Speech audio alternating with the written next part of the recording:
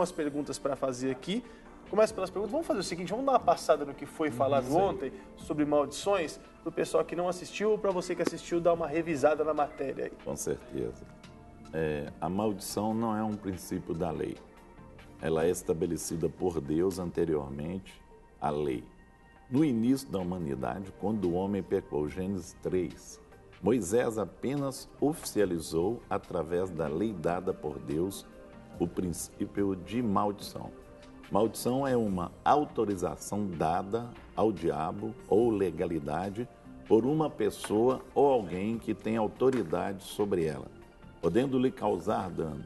Pode ser herdada, sendo passada de geração a geração, alcançando toda linhagem familiar. Eu queria colocar aqui também a questão de Adão e Eva cometeram um pecado da desobediência, ou uma atitude que determina sua independência de Deus. Eles tentaram se depender de Deus e isso aí criou, em cima dessa desobediência, eles criaram o quê? Criou uma maldição. E essa maldição, o que ela gerou? Gerou sobre a mulher, sobre a terra e sobre o animal, a serpente.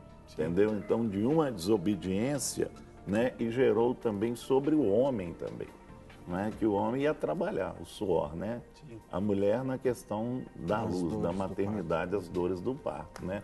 O animal foi dado a maldição sobre ele que na questão da cruz do calcanhar, né? Seria a serpente no calcanhar de Jesus e ele pisaria sobre a serpente, né? Então a maldição aí foi gerada em cima de uma desobediência.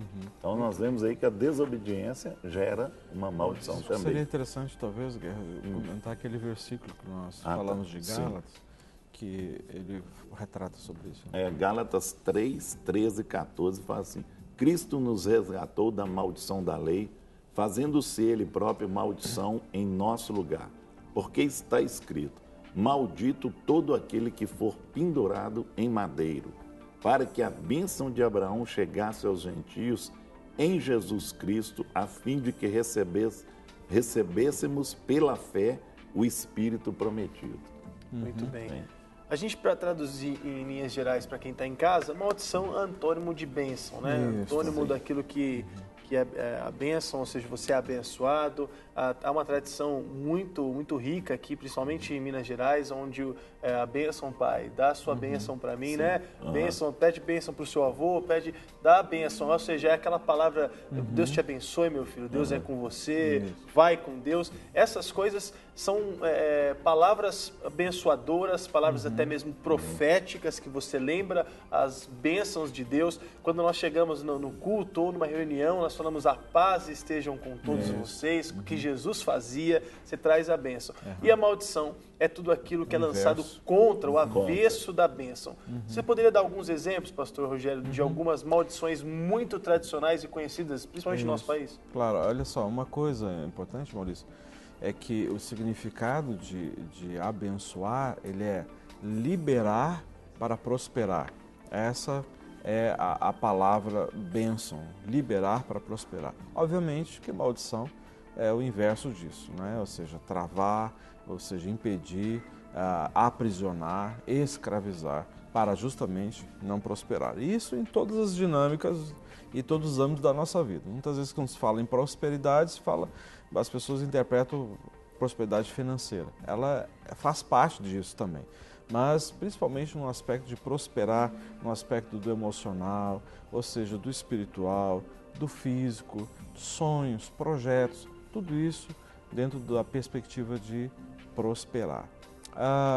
Uma das coisas que caracteriza também a questão da maldição são aquelas situações que se repetem, né? Ou pecados repetitivos na árvore genealógica, ou seja, na genealogia da família. Né? Situações que foram portas abertas pelos bisavós, avós, e coisas que a gente sabe que aconteceram e aos nossos olhos naturais a gente consegue perceber, vendo se repetir na vida de tios, de pais, de primos, de avós e na nossa própria vida. Né? Então, assim, algumas circunstâncias que a gente tem percebido é justamente na área pecaminosa, porque o pecado é justamente romper a questão da fidelidade, ou seja, não fazer aquilo que Deus está estabelecendo para ser feito, ser independente de Deus. Então, toda atitude de independência de Deus traz sequelas e consequências, que são, muitas vezes, essas maldições. Na área, por exemplo, de pecados, na área de adultério, de filhos sendo gerados fora do casamento, por exemplo, uma prática de aborto, a prática de gerar filhos, né, que eu já falei, adultério, infidelidade conjugal. E isso tudo vai gerando o quê? Consequências tais como esterilidades em todos os âmbitos da família, né? Esterilidade também no aspecto emocional, esterilidade também financeira, esterilidade a respeito de descendência, enfim, são muitas coisas, inclusive enfermidades, né? Enfermidades que acabam seguindo a família, né? E pessoas que muitas vezes acabam morrendo sempre na mesma enfermidade, mortes súbitas, assassinatos, tudo são situações que podem infectar e infectam a árvore genealógica daquela descendência. Em né? família que até desastre, né? Sim, desastre. Acontece na família e é uma maldição. Uma série de desastres. E nós temos que entender, que às vezes tem algumas pessoas que não creem muito nessa questão, mas a gente está lidando de um Deus de genealogia.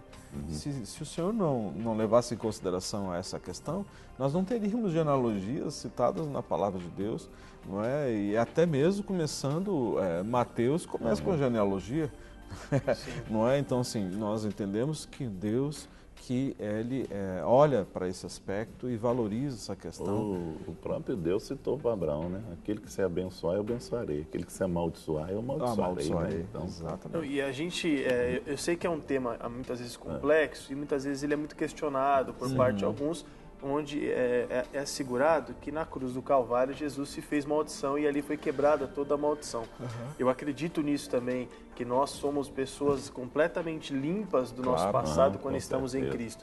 A verdade é que alguns nichos, algumas alianças foram feitas e são reivindicadas essas alianças por espíritos malignos que querem destruir a família. Eu me lembro muito bem de um testemunho pessoal, quando meu avô ele era muito alcoólatra, ele era alguém que era entregue ao álcool. E quando ele ficou endemoniado, o espírito maligno se apossou dele, meu pai expulsou, ele disse, olha, eu tenho gerações e gerações tentado destruir a família nesse aspecto. Meu pai disse, então a partir de agora isso acabou, e fim de papo, e hoje meu pai é um pastor, né, há quase 40 anos já. Então a gente percebe que são situações que, por mais que foram quebradas na cruz do Calvário, quando nós abrimos brechas para isso tudo, isso teoricamente voltaria, porque o espírito maligno não está de brincadeira, muito pelo contrário, ele vive bramando como leão tentando tragar. Então a ideia aqui não é falar que a maldição ela está presente na vida de todos, muito pelo contrário. E isso, pastor Rogério e pastor Guerra estão aqui muito sérios para determinar especificadamente as situações. Eu sempre explico, às vezes algumas pessoas perguntam isso, Maurício, para a gente, o pastor Rogério, lá no texto o texto do Novo Testamento fala a respeito disso, né? Ou seja, 2 Coríntios 5,17, se alguém está em Cristo, é nova criatura, as coisas antigas já passaram e tudo se fez novo. Verdade, em Cristo Jesus tudo se fez novo. Agora eu sempre exemplifico da seguinte forma, quando eu entreguei minha vida a Cristo, quando eu tinha 22 anos, 23 anos de idade, o que eu conheci sobre Jesus, que foi suficiente para eu tomar uma decisão por Cristo, foi que Ele me livraria da morte eterna. Ou seja, eu aceitando a Cristo, eu não ia para o inferno. Esse foi o meu entendimento a respeito de Cristo naquele momento. Conforme eu fui sendo discipulado, a minha visão começou a ser aumentada e comecei a conhecer muito mais das implicações do sacrifício de Jesus na cruz do Calvário. Comecei a entender sobre justificação, comecei a entender sobre tantas coisas. Então, a minha visão começou a ser ampliada e eu fui entender que, através do advento de antes de Cristo e depois de Cristo, mudou a história. Sim. Veio ser um divisor de águas pleno em todas as áreas. E aí eu fui entender que eu precisava de me apropriar de tudo aquilo que a cruz estabeleceu e trouxe para nós. O famoso tomar posse, né, que a gente fala tanto na igreja. Essa é a palavra, tomar posse de tudo aquilo que foi conquistado na cruz do Calvário. Inclusive, as maldições que ali estavam sobre ele. Então eu fiz isso, passei por um processo quebrando várias maldições que acompanham minha família, acompanhava minha família durante muitos anos, ou seja, gerações e gerações. Para quê? Porque em minha vida isso fosse eliminado. Para quê? Porque os meus descendentes não sofressem desses legados anteriores que veio sobre os meus ombros. Mas em Cristo Jesus, na minha vida, cessou, para que as outras gerações não sofram as mesmas consequências. Agora, para a gente chegar num consenso sobre o tema para quem está em casa, existe muito falado nas igrejas e muitas coisas, e aí eu acho que é muito também o medo das pessoas, porque existem muitas pessoas que usam isso de uma maneira muito genérica. Eu acredito que a quebra de maldições ela é uma coisa muito específica e individual. Claro. Aquilo que a minha vida não tem nada a ver com a vida do pastor Rogério, então nós temos que ter tratamentos completamente diferenciados pelo pai. Mas existe essa questão da quebra de maldições. Como que isso funciona de fato? Como que acontece isso no Clínica da Alma, que é o ministério de inteira confiabilidade da Igreja Batista da Lagoinha?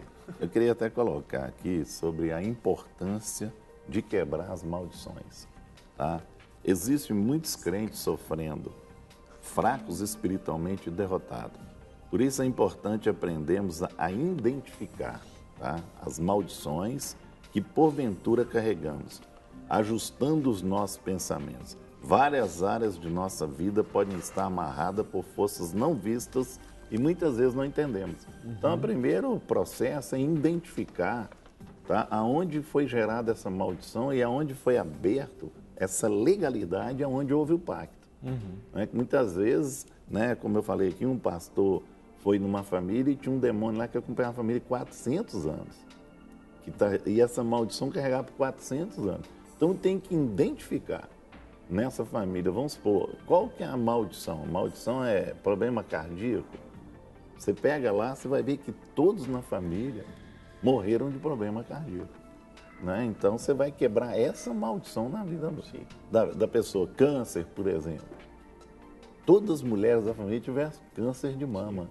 Então você vai ver que tem uma maldição dentro da família, ela tem que ser quebrada. Então nós vamos identificar aonde foi gerada essa maldição e também como ela começou.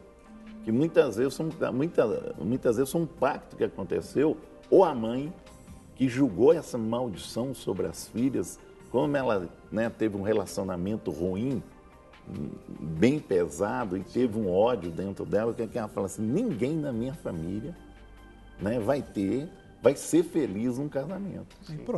E pronto, você entendeu? Abriu a porta, acabou. Porque nós acreditamos, né, pastor Guerra, que existe um mundo espiritual muito atuante, onde ao nosso redor estão os anjos acampados, mas ao nosso redor existe um inimigo que quer destruir a nossa vida.